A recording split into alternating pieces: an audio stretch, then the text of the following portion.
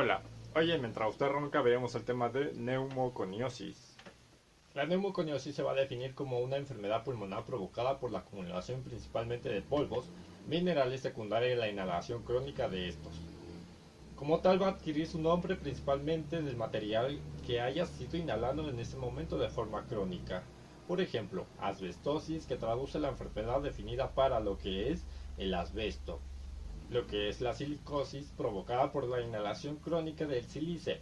Sin embargo, por ejemplo, lo que es la siderosis por la acumulación pulmonar crónica de hierro y antracosis secundaria a la acumulación excesiva secundaria a la inhalación crónica de lo que es el carbón. Como tal, lo he mencionado y van a ser como tal las enfermedades principales que van a afectar lo que es el parénquima pulmonar secundario a una inhalación crónica de estos. Como ya le he mencionado, los principales materiales eh, que son inhalados de forma crónica y provocan estas enfermedades son lo que es asbesto, sílice, carbón, hierro y lo que es el berilio principalmente. La respuesta tisular que en sí llegue a provocar cualquiera uno de estos agentes inhalados va a depender de factores, por ejemplo, el tamaño y la propiedad de la partícula inhalada, el tiempo y la intensidad de exposición que el paciente presente a tal material y como tal el estado inmunológico actual del paciente.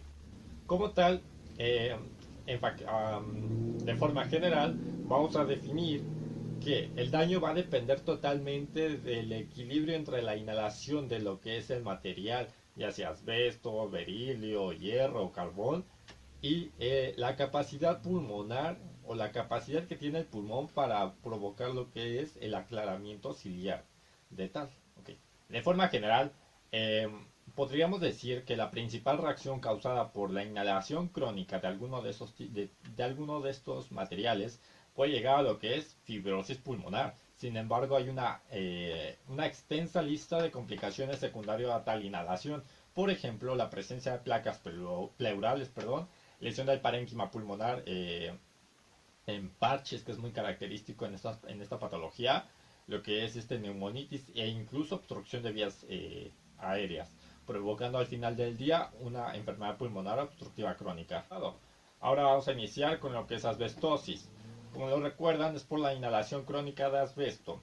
Sin embargo, hay que tener en cuenta que para poder definir asbestosis hay que clasificar tres tipos de asbesto. Por ejemplo, el primero es amosita, el segundo es asbesto azul o cosidolite, el tercero es asbesto blanco o crisótilo.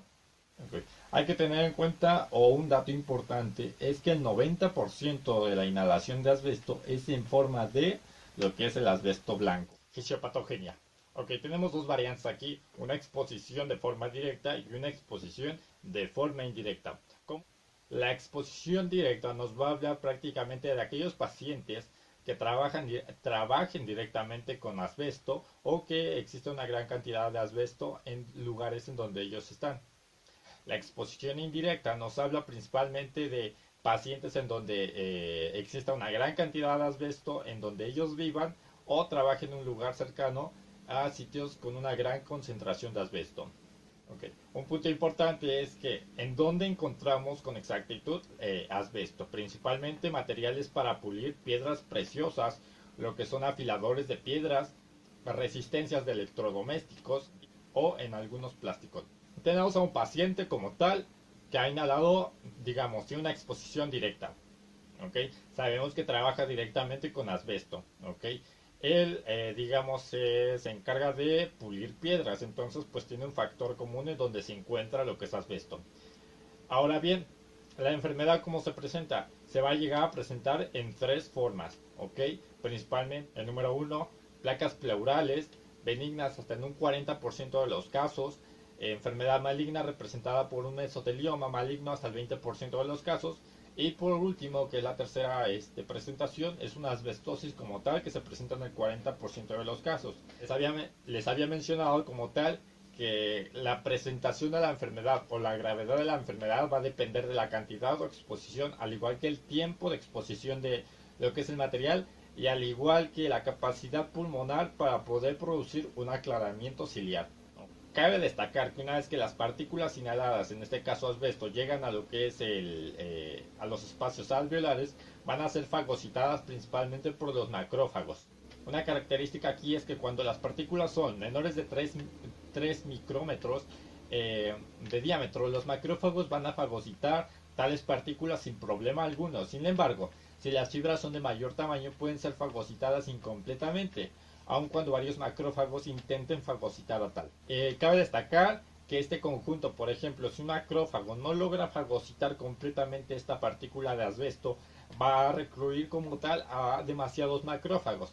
Este conjunto de macrófagos y asbesto se va a determinar como cuerpo de asbesto. Una vez que ya hayamos tenido una fagocitación de lo que es la fibra, van a ser transportadas como tal también por los macrófagos hacia los ganglios y después van a ser transportadas hacia la pleura, donde suelen depositarse como tal y van a formar posteriormente las placas pleurales, que es una de las presentaciones que ya les he mencionado con un 40% de prevalencia. Sin embargo, a veces existe el problema de que no llegan hasta la pleura completamente, entonces, o a los ganglios. Simplemente se acumulan de manera progresiva en los espacios aéreos y en el intersticio, lo que provoca una obstrucción y al final del día van a provocar lo que es una enfermedad pulmonar obstructiva crónica. Las células afectadas van a liberar algún tipo de sustancias proinflamatorias, como son las citocinas, fibronectina y colágena. Esto va a provocar la migración de otras células de defensa, lo que va a aumentar el proceso inflamatorio, ¿ok? Y va a proliferar o va a aumentar la proliferación de fibroblastos. Lo que va a provocar al final del día va a ser zonas de regeneración parenquimatosa. Lo que menciona de zonas de regeneración parenquimatosa se va a observar inicialmente de este tipo. Sin embargo, con el paso del tiempo va a provocar zonas de proliferación en diferentes áreas del pulmón, lo que va a provocar asbestosis. Sin embargo, al final del día va a llegar a provocar de forma crónica fibrosis pulmonar. Como tal, pues es muy fácil, ¿no? La historia clínica principal del paciente y vamos a determinar algunos antecedentes que él nos diga. Sin embargo, de acuerdo al interrogatorio, en algunos casos se nos escapan algunas preguntas importantes. Entonces, lo importante aquí es investigar el tipo de ocupación y verificar si existe o no algún tipo de patología asociada, por ejemplo, tabaquismo. El tabaquismo como tal va a aumentar el riesgo de asbestosis por la alteración del sistema inmunitario, que es uno de los factores que le mencioné para poder adquirir, o un factor de riesgo mucho más alto para poder adquirir este tipo de patología. Mira, para establecer el diagnóstico de asbestosis es necesario observar como tal la relación clara entre el tiempo de exposición y la enfermedad pulmonar, que es la fibrosis pulmonar. Las principales zonas de afección de esta patología van a ser principalmente las inferiores y las regiones subpleurales. Un ejemplo claro para que se nos sea más fácil de entender. Okay. Tenemos a Alberto de 35 años, el cual es fumador crónico. Tiene un tabaquismo crónico de aproximadamente 15 años, por ejemplo. Tiene un factor de riesgo muy importante. Él trabaja como tal, como puliendo piedras preciosas. Puliendo piedras preciosas. Entonces tenemos un factor de riesgo muy importante. Entonces, tenemos el paciente. Él nos va a referir principalmente lo que es disnea, ¿okay? El cual se va haciendo de forma progresiva.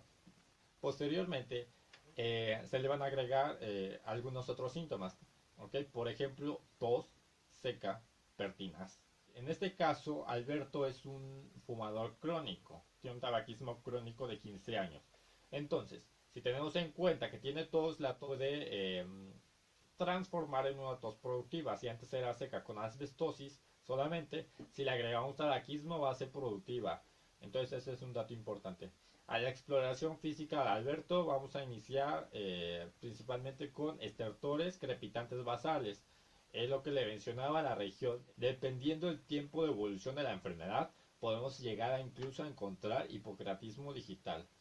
Como tal, un estudio de rutina de gabinete en el paciente con alguna patología pulmonar es indescriptible no solicitar una radiografía de tórax. En este caso, si le solicitamos una posterior anterior, se puede llegar a observar incluso las pequeñas opacidades irregulares, que es como la placa que les enseñé.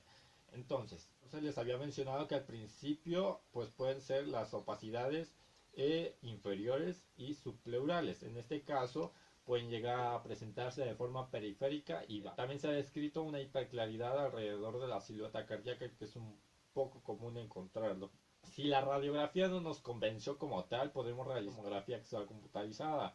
En este caso se pueden observar desde las fases iniciales de la fibrosis, es decir, alteraciones inflamatorias como son envidrio despulido y aparte de eso, engrosamiento de la pleura visceral. Todo esto principalmente en algún tipo de estudios y de forma inicial el tiempo de evolución es demasiado corto, incluso las placas pleurales no pueden llegarse a observar. En la tomografía es un poco más fácil, sin embargo, cuando es un tiempo de evolución mucho más crónico, puede encontrarse incluso penalización en lo que es el parénquima pulmonar. Nos quedamos como tal en el patrón funcional observado en estos pacientes con asbestosis. De forma general, todo paciente con asbestosis va a tener un patrón restrictivo. Sin embargo, si regresamos al ejemplo de Alberto, nuestro paciente que tiene asbestosis y aparte tiene antecedentes o el factor de riesgo de tabaquismo crónico, entonces podemos encontrar lo que es un patrón obstructivo. El diagnóstico se va a basar, como ya lo he mencionado muchas de las veces, en la historia clínica, los antecedentes que el paciente nos otorga. Aparte de eso, tenemos de buscar de forma intencionada la ocupación o a lo que se dedica actualmente a él.